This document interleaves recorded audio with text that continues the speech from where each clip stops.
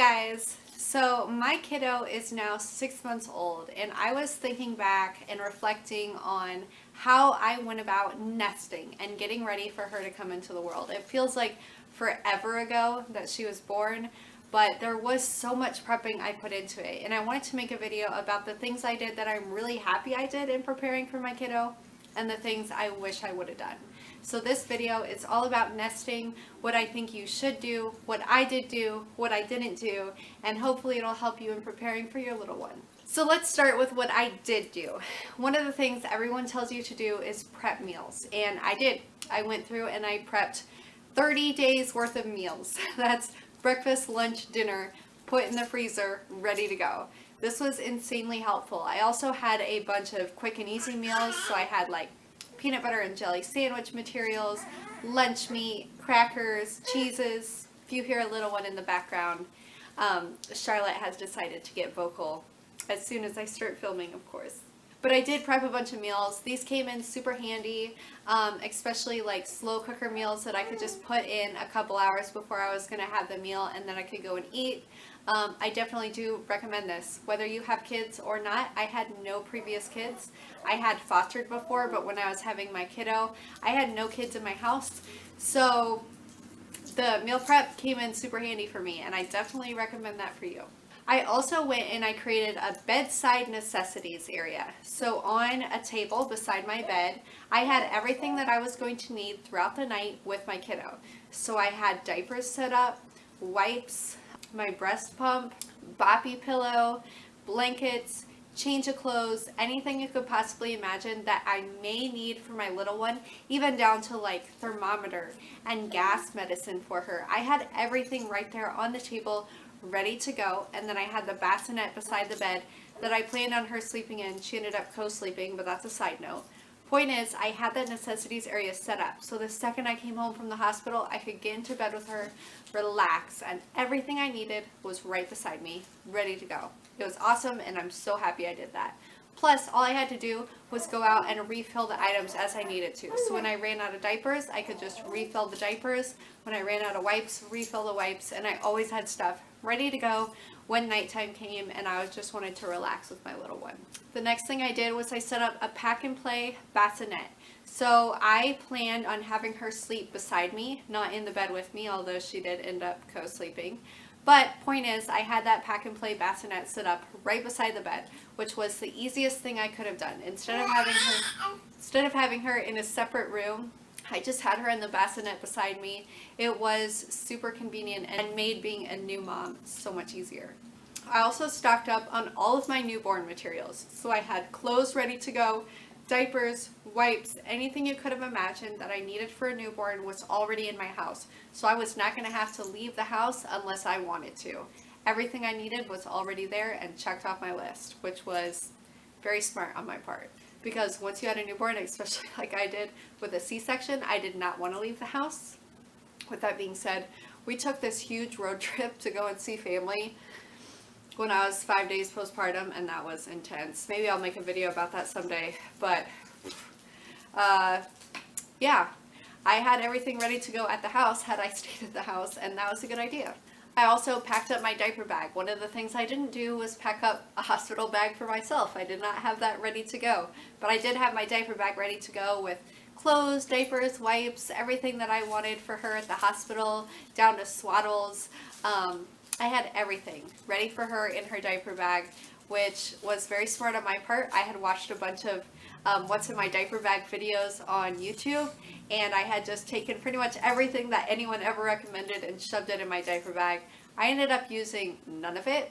I actually stayed unclothed, and so did my kiddo. She was only in a diaper, so we had constant skin-to-skin contact for the entire 2 days that we were in the hospital, and I used the diapers that they provided and the wipes that they provided, and that was it.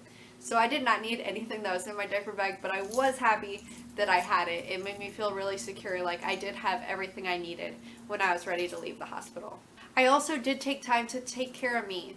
So I had foster kiddos prior to having her, and then they were put back with their birth family, and I had about a 1.5 year period where I had no kiddos in my household, and a part of that 1.5 years I was pregnant. During that time, I really did just try to focus on myself. I took baths, I used bath bombs, I had a skincare routine, and I really just focused on me. And I highly suggest doing that, because once you have kiddos in your household, as I knew when I was fostering, but especially with a baby, you are not focusing on you. You are focusing on that little one who needs 24/7 attention from you. So while you can, just get in that little spa treatment to yourself, whatever it is you enjoy, whether it's baths or reading or writing or crafting or cooking or whatever it is.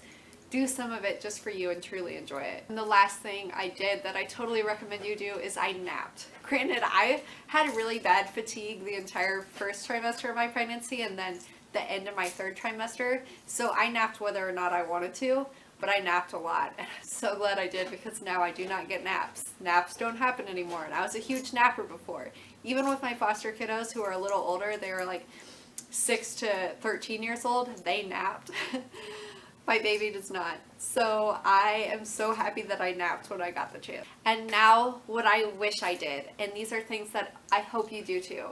One of the things was finding a baby book. Love my mother.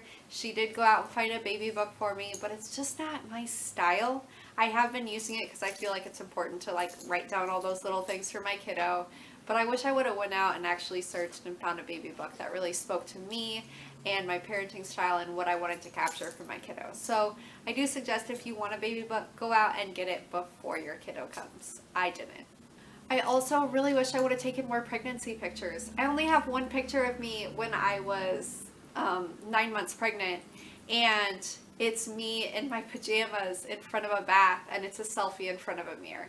It is not the most flattering picture, and I was just taking it kind of in the heat of the moment.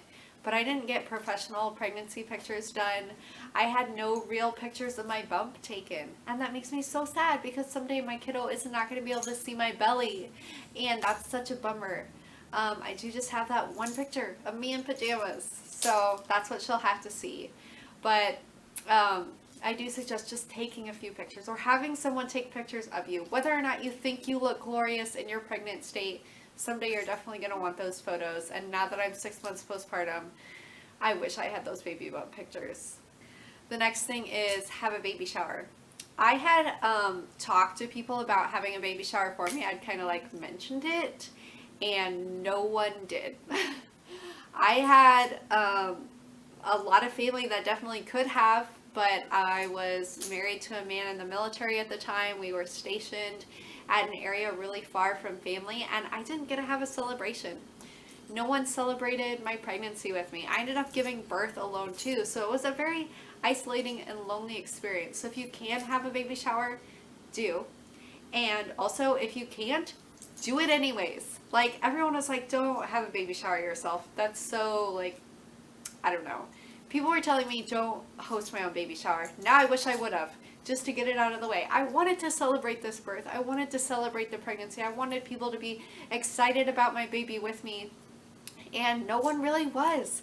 No one was hosting me that baby shower, and now I wish I would have. I wish I just would have bought some decorations and invited some people, and if nothing else, had it for me.